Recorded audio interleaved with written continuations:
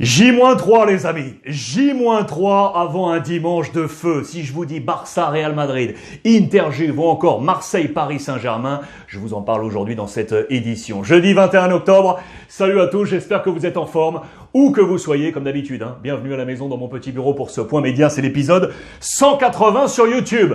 Mais on va ouvrir avec lui, Monsieur Cristiano Ronaldo, sauveur de United. Hier, c'est à la une de toute la presse anglaise. Viva Ronaldo pour une victoire 3-2 face à l'Atalanta Bergame. Chris of Life, la vie c'est lui. L'Atalanta a mené 2-0 les amis, 2-0 avant de voir Rashford, Maguire et Cristiano Ronaldo pour The Rescue Again à la 81e minute. Déjà lors du dernier match, c'est lui qui avait sauvé les meubles en faveur de United pour ce Special Run.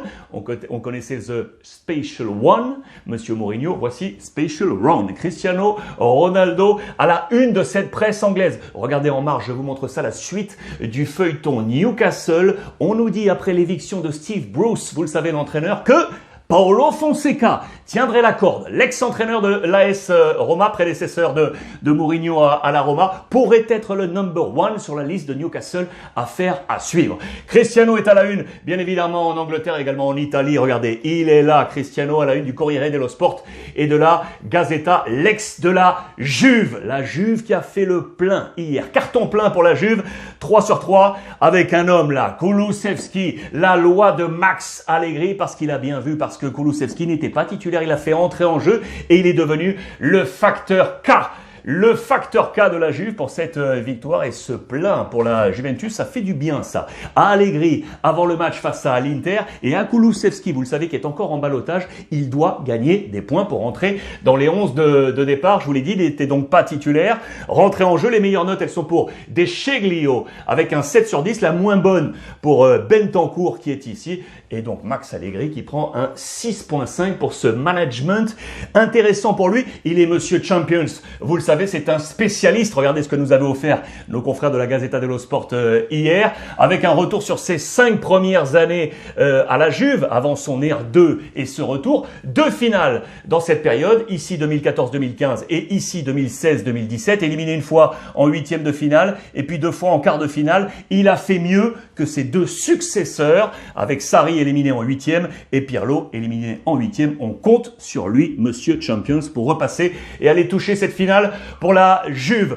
La Juve qui va donc attaquer l'Inter Milan. Les infos côté Inter, la première, elle est importante, elle est mercato. Regardez, on nous dit très clairement que l'Inter est bien sûr insigné. Il n'a toujours pas prolongé son contrat. On serait en discussion discrète. Ça y est, pour voir peut-être Insigné rejoindre l'Inter de Inzaghi qui a changé ses plans. Il est en train de travailler ce match de dimanche face à la Juve. Vous savez que l'Inter s'est imposé face au Sheriff Tiraspol en Ligue des Champions avec un plan précis et vraisemblablement ce plan avait été pensé pour le match face à la Juve sur 3 postes notamment. Ici, compo probable pour la Juve avec 3 hommes. Bastoni qui viendrait prendre la place de Di Marco, Çalhanoğlu qui reprendrait sa place de titulaire, Vidal avait apporté du muscle face au Sheriff Tiraspol et Darmian reprendrait cette place avec Dumfries, c'est toujours en ballottage ici sur le flanc droit. Affaire à suivre, en tout cas ce plan de bataille est en train de se monter. Je vais vous donner des nouvelles de 2 anciens de ces 2 clubs là à distance et le premier, regardez, c'est Monsieur Gonzalo Higuaín, l'ancien de la Juve 2016-2018, ce parcours incroyable, il a aujourd'hui 33 ans et attention, cela pourrait être sa fin de carrière. Il est en difficulté du côté de l'Inter Miami, la formation de David Beckham, avec cette photo pour le symboliser. C'est un gros salaire et l'Inter Miami n'est pas au mieux, sportivement et financièrement, visiblement, et on voudrait se délester de quelques-uns des gros salaires. Attention à Gonzalo Higuaín, peut-être fin prochaine de carrière, affaire à suivre. Les nouvelles d'un deuxième ex qui lui est en activité encore en Europe, c'est bien évidemment Lukaku, l'ancien de l'Inter, aujourd'hui à Chelsea. Chelsea s'est imposé hier face à Malmö, mais le couac, il est pour Lukaku, blessé dès la 20e minute au niveau de la cheville gauche. Selon les dernières informations relevées là sur les réseaux sociaux et tweets officiels de Chelsea, on a une cheville qui a tourné, absence quelques jours, affaire à suivre, mais peut-être moins grave que prévu. Autour des inquiétudes, c'était dans la presse belge ce matin, autour de Monsieur Lukaku. On va passer au Paris Saint-Germain. Comment s'est réveillé Paris après cette victoire un poil difficile face à Leipzig? On y va. On va parler tout d'abord, les amis, on va parler tout d'abord. Avant de parler de Paris, je vous montre ça parce que ça c'est intéressant. C'est hier le match de Lille face à Séville. Regardez comment la presse française a titré et la presse espagnole pour ce même match. Avec une même connotation, une sorte de frustration. Regardez avec l'attitude ici de Burak Yilmaz ou encore celle de Ocampos, l'ancien de l'Olympique de Marseille. 0-0 entre les deux formations. On reste en vie mais on ne marque pas. On avance petit à petit. Pas assez selon les deux presses, que ce soit l'équipe ou le Diario de Sevilla. Pour autant, vous le voyez, Lille est toujours en vie dans son groupe, mené par Salzbourg en 1, Séville en 2, Lille en 3 et Wolfsburg en point 4. On nous détaille notamment les choix de Jocelyn Gourvenec qui estime que ce n'est pas là une contre-performance, la performance de ces hommes. Il y avait un choix fort et notamment Renato Sanchez qui avait été positionné sur le flanc droit. Selon nos confrères de l'équipe, c'est peut-être pas la meilleure position aujourd'hui pour Renato Sanchez côté sévillan. Regardez là aussi comme on a vu ce match, vous le voyez.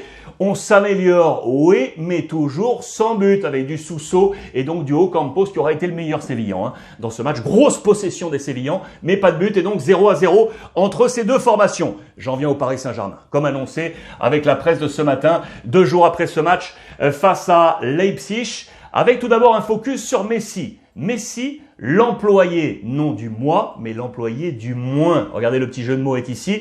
Bien évidemment, on connaît le talent de Lionel Messi, on va pas contester ça, mais on regarde que sur ce match, c'est un match assez symbolique pour voir que sa présence est peut-être un peu moins forte. Certes, il a marqué, certes, il est pesant sur le match, certes, c'est un homme déclic qui fait la bascule, comme Kylian Mbappé. Mais on a montré en chiffres qu'il était plus loin du but, par exemple, cette saison. Regardez, sa zone d'influence la plus forte, elle est ici, alors qu'au Barça, on était largement un cran au-dessus. Vous le voyez, les stats sont très très clairs. On montre également qu'on est plus discret au nombre de ballons touchés, sur l'influence sur le jeu. Pour autant, Messi a marqué, même si l'âge fait qu'il touche un peu moins, il est toujours aussi décisif. Et on a là un postulant au Ballon d'Or, vous le savez. Suite du feuilleton également, Neymar, tout sauf cuit. Génie aux adducteurs à son retour de sélection, le Brésilien n'inspire pas d'inquiétude majeur. En interne, le staff paraît même confiant quant à un retour imminent à son meilleur niveau. Côté Paris Saint-Germain, l'homme qui a été également pointé du doigt, c'est Pochettino. On en avait déjà parlé durant ces dernières 48 heures parce qu'on s'interroge du côté du Parisien aujourd'hui en France sur l'ADN. Est-ce qu'il y a une ADN, un style Pochettino qu'on aimerait voir imprégné dans cette équipe du Paris Saint-Germain? C'est là qu'on s'interroge. Les premiers doutes, le style du PSG laisse à désirer avec une équipe qui s'en remet pour gagner au talent hors norme de ses individualités. On parlait à l'instant de Messi. Un style? Quel style? Point d'interrogation. C'est ici posé. Une progression à pas de loup. On ne va pas assez vite, selon nos confrères. Et regardez quelques éléments, avec notamment sur le plan tactique. Pour l'instant, les joueurs ne s'amusent pas. On pense que les joueurs ne s'amusent pas. S'ils retrouvaient cette joie de vivre, peut-être que ce serait meilleur. Ça, c'est le travail de Pochettino, selon nos confrères du Parisien aujourd'hui en France. La petite déclaration verbatim de Kylian Mbappé au micro de nos confrères de Canal+. Je pense qu'il faut mieux jouer pour gagner plus sereinement. Ça, c'est un message directement adressé à son entraîneur Pochettino, à suivre. Vous savez que donc ce week-end, il va y avoir un Marseille-Paris Saint-Germain. Marseille-Paris Saint-Germain. Je vous donne également des nouvelles de l'Olympique de Marseille, d'ailleurs, qui joue ce soir et qui joue sa qualif, les amis. Qui joue sa qualif en Ligue Europa avec un énorme match sur la pelouse de la Lazio. Lazio de Rome avec un homme, bien évidemment, en toile de fond, c'est l'ami Sarri. Parce qu'avant que le choix soit fait sur Sampaoli, eh bien, Sarri aurait été sur les tablettes de l'Olympique de Marseille. Tiens. Et il va venir affronter l'OM avec d'autres hommes dans ce match. 3 anciens Romains, justement.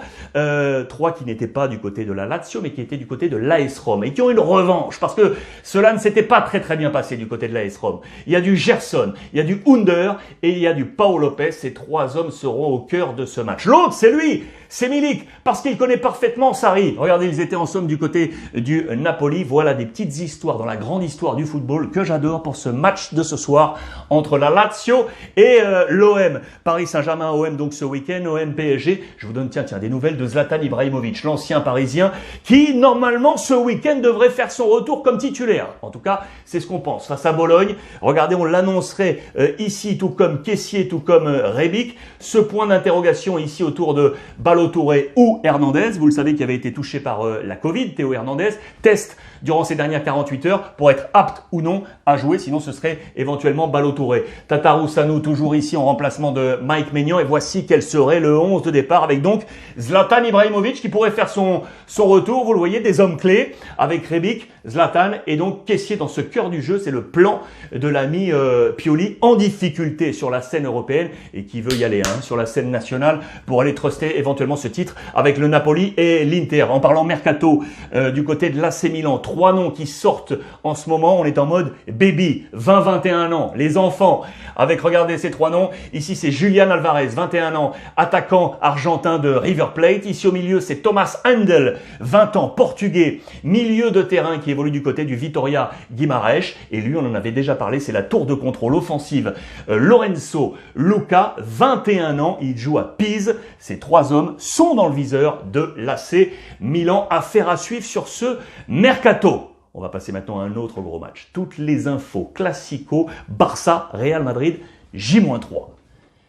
J-3, Barça, Real Madrid, dimanche. Ça, on va se régaler. Alors, on va passer à toute l'actu, à commencer par la une de la presse ce matin, avec l'influence Vinicius côté Real Madrid. Et ça, ce qui s'est passé hier pour le Barça, une victoire face au Dynamo Kiev en Ligue des Champions. On était en opération survie, opération réussie, avec monsieur Gérard Piqué. Focus Barça tout d'abord, avec donc cette victoire. Regardez également la une de Sport, c'est cette même photo. Sauvé in extremis et on est prêt pour aller affronter le Real Madrid, avec notamment Ansu Fati, on va y revenir, qui a prolongé, et donc jusqu'en 2027. Il y a du plus, il y a du moins côté Barça. Vous imaginez que plutôt côté Marca et As, on est plutôt dans le moins. Vous connaissez l'appétence de ces journaux, plutôt côté Real Madrid, et notamment pour As.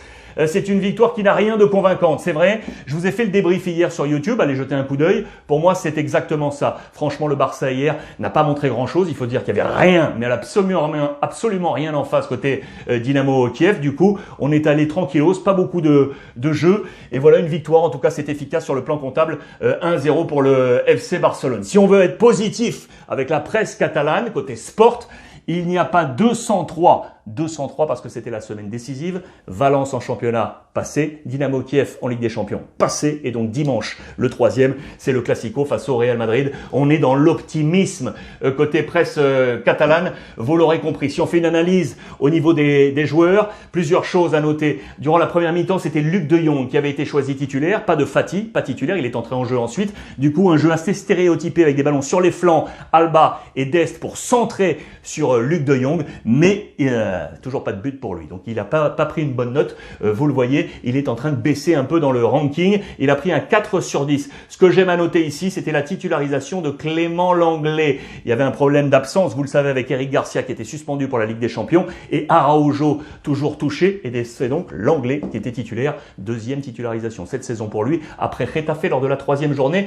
il a pris un 5 sur 10. La bonne nouvelle hier, c'est qu'au terme du match, il a joué, il est entré en jeu. Fati a prolongé son contrat, ça y est, avec le Barça jusqu'en 2027, les amis. 2027, c'est signé avec le président Laporta, la poignée de main, avec également Rafa Yuste, le vice-président, et avec le papa d'Ansu Fati, voilà qui est fait. Une clause à 1000 millions d'euros, 1 milliard de clauses pour Ansu Fati. C'est la bonne nouvelle du jour côté catalan. Côté Real Madrid, les nouvelles également, avec la presse d'hier, pour vous montrer que le Real Madrid, et vous le rappelez, s'était imposé sur la pelouse du Shakhtar 5-0, imparable, une œuvre d'art avec notamment 2 joueurs au cœur. Ça marche très bien ça en combinaison entre Rodrigo et l'Astre Vinicius. Ils sont prêts pour le Classico. C'est une montée en pression pour aller chercher ce Classico avec ces 2 hommes, je vous l'ai dit. Ça, c'est la touch Carlo Ancelotti. Ça marche bien sur les côtés, bien entendu, de Karim Benzema, parce que le grand frère, il est là. Le patron Karim Benzema est là.